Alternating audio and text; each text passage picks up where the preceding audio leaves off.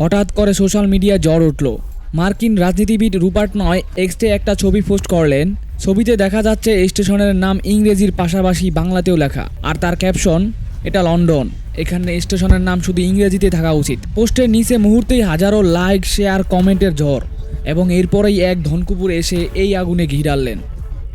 এলেন মাস্ক একটি মাত্র শব্দ লিখলেন, ইয়েস, আর এরপরেই শুরু হলো তুমুল বিতর্ক। এলেন মাস্ক তিনি হঠাৎ করেই বাংলা ভাষার বিরোধিতায় নামলেন। কিছু বিশ্লেষকরা বলছেন এটি কেবল একটি ভাষাগত বিতর্ক নয়, বরং রাজনৈতিক ও সাংস্কৃতিক যুদ্ধের সূচনা। বিতর্কের কেন্দ্রে থাকা বাংলা ভাষার সাইনবোর্ডটি বসানো হয়েছিল 2022 সালে।